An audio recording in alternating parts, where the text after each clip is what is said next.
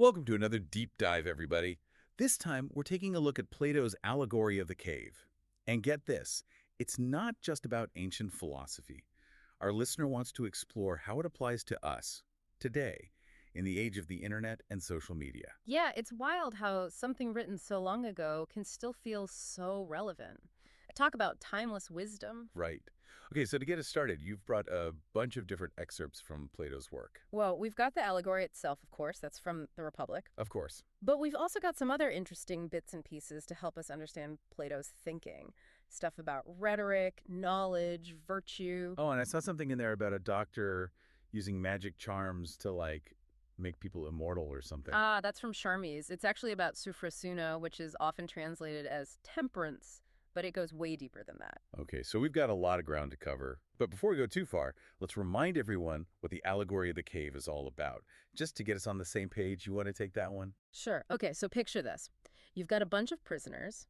They've been chained up in a cave their whole lives. They can't move their heads, so they can only look straight ahead at a wall. This is pretty bleak. Oh, it gets worse. Behind the prisoners, there's a fire burning. And between the fire and the prisoners, people are walking around carrying all kinds of objects. Okay, so what's with the objects? Well, the fire casts shadows of those objects onto the wall that the prisoners are staring at. Oh, I see where this is going. And those shadows are all the prisoners ever see. They think those shadows are reality. The whole truth. Wow. That is kind of creepy when you think about it. Totally. So then one of these prisoners manages to escape. He gets out of the cave and into the sunlight. Freedom Exactly. But at first, he's totally blinded by the light. He can't see anything. makes sense. Imagine going from a world of, flickering shadows to suddenly staring at the sun. Ouch. Right. But gradually, his eyes adjust. He starts to see the world as it really is. The trees, the mountains, the sky. He realizes those shadows in the cave were just, well, shadows. Pale imitations of the real thing. That's a powerful image. Yeah. Like a metaphor for enlightenment or something. Right. But here's the twist. This freed prisoner, he feels compelled to go back down into the cave. He wants to tell the other prisoners about what he's seen, show them there's a whole world beyond those shadows. Oh, man. I bet they don't believe him, do they? Sadly, you're right. They think he's crazy. They refuse to leave their comfy little world of shadows. Why risk the unknown, right? It's like we can only see what we're ready to see. Exactly. And that's where this whole thing starts to feel eerily familiar, don't you think? Especially in the digital age. I mean, are we any different from those prisoners, really? Stuck in our own little echo chambers, mistaking the information we see online for the whole truth? It's a scary thought, isn't it? And to really understand how Plato saw this whole problem of knowledge and perception, we need to remember how he chose to write. He used dialogues, not like essays or treatises. Dialogues, you mean like conversations? Exactly. And that means we have to pay attention to who is speaking and why. It's not just about what is being said. Ah, so it's like there are layers of meaning we need to unpack. That's right. Like you pointed out, we've even got that one excerpt where Plato actually has Socrates make a flawed argument on purpose. Wait, really? That's so sneaky. Why would he do that? He's making us think. It's like he's saying, don't just take anything at face value, question everything. Okay, I'm starting to see how Plato can still be so relevant today. It's like he's challenging us to look beyond the surface of things, to dig deeper. Exactly. And that's where his critique of the sophists comes in. Okay, remind me who the sophists were again. I always get them mixed up with the philosophers. They were these, let's call them traveling teachers, really skilled orators who could argue any side of an issue. And they charged people money for their lessons. So kind of like the influencers of their time, except they actually got paid to teach. Huh. That's one way to look at it. Hmm. But Plato, through Socrates, had a real problem with them.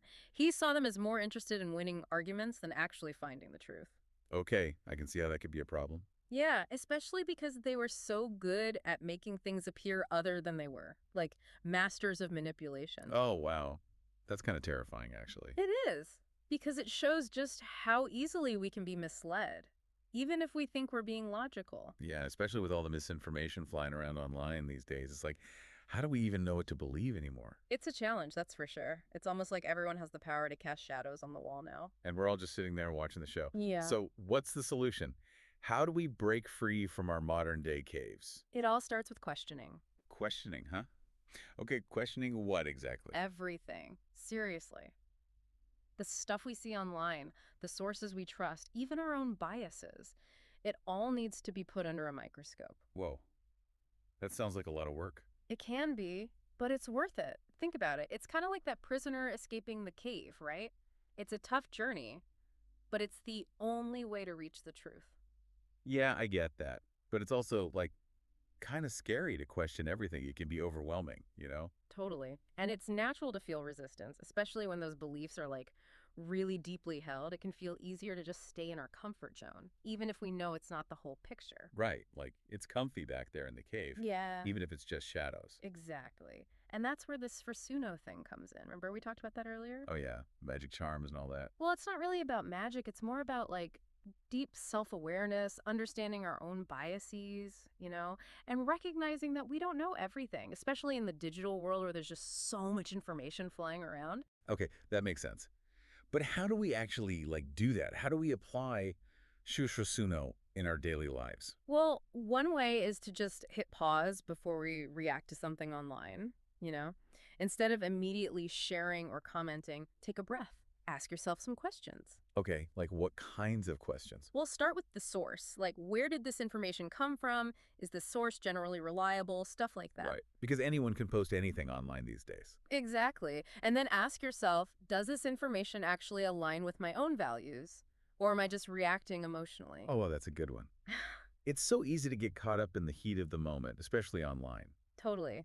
And that's where Shufrasunin can help. It's like having that inner voice that keeps us grounded, helps us navigate this crazy digital landscape with a little more awareness. So we're not just like shadows on the wall blindly reacting to whatever's flashing in front of us. Exactly. It's about taking that active role, like Yeah. the prisoner who escapes the cave, seeking out the truth, and maybe even trying to share it with others.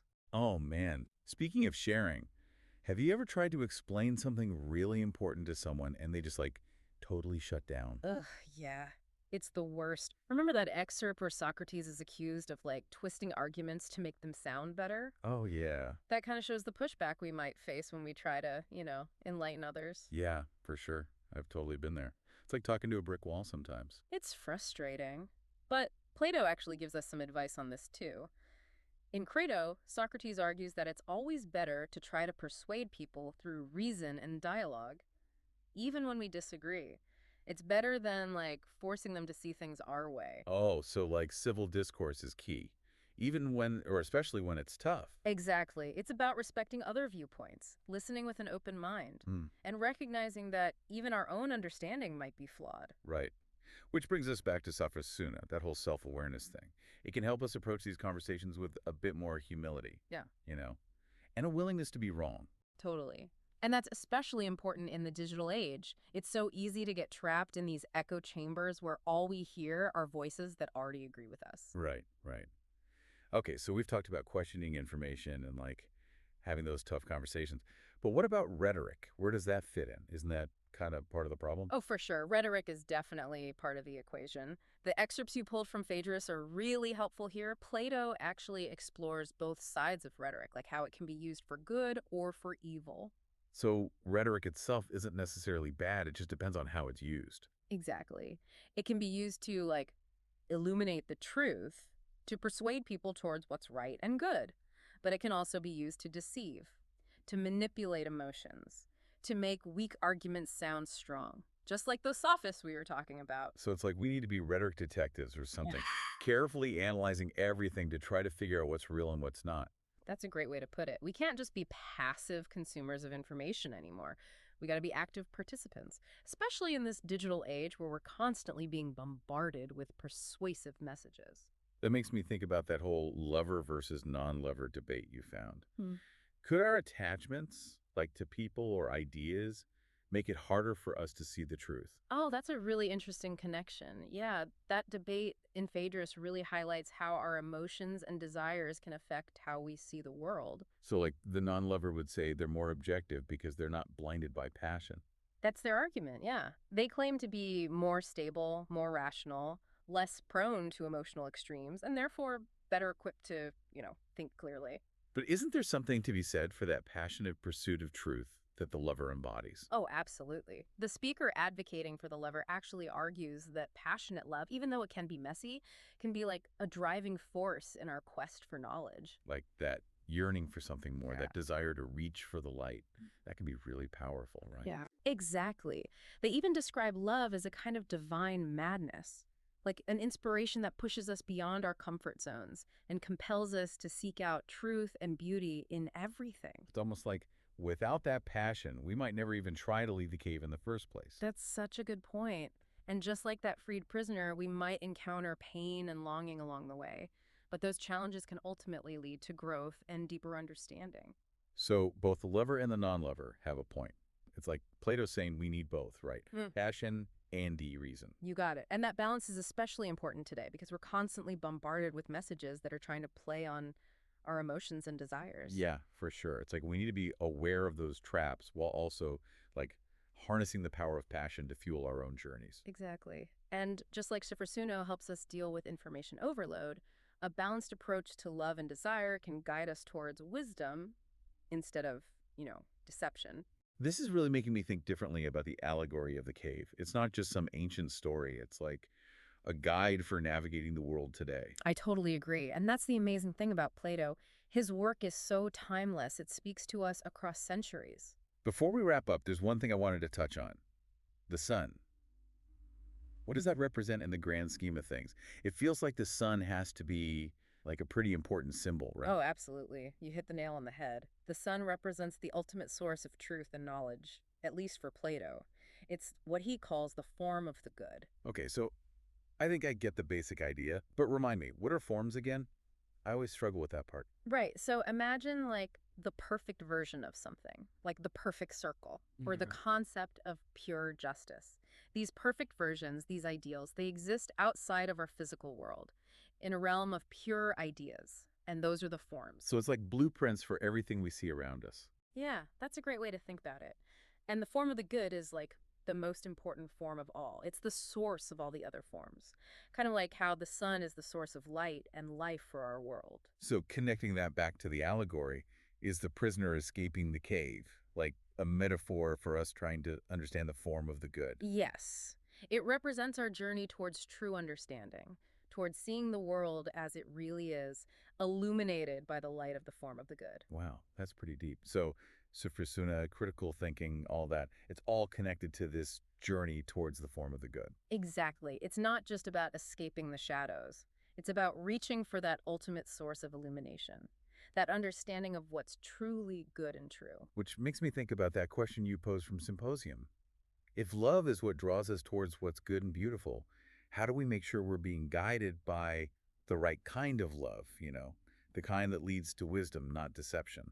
That's the million-dollar question, isn't it? And it's something we all need to grapple with. The kind of love Plato is talking about, it's not just romantic love. It's a much broader concept. It's a love for wisdom, a desire for truth. That's what guides us on our journey. So we need to be picky about what we love. Make sure it's the kind of love that leads us towards the light, not back into the shadows. Yes, exactly. And that's where everything we've been talking about comes into play. Critical thinking, shrosuno, that balance between passion and reason. It's all about ensuring our love is leading us in the right direction. Man, this deep dive's been mind-blowing. It feels like we've gone way beyond just the allegory itself. We've uncovered some real tools we can use in our own lives. I agree. And that's the beauty of Plato. He's not just some dusty old philosopher. His wisdom is as relevant today as it was thousands of years ago. We've only scratched the surface, haven't we? Oh, yeah. There's so much more to explore. And that's part of the fun, isn't it? Totally. It's a reminder to keep questioning, keep seeking, and never stop being amazed by the world around us. Well said. And remember, this journey out of the cave, it's not something we do alone. We do it together, guided by love, by reason, by that shared desire for truth. I love that. Okay, folks, that's our deep dive into Plato's allegory of the cave. Thanks for joining us on this journey. Keep those minds open and keep searching for that light.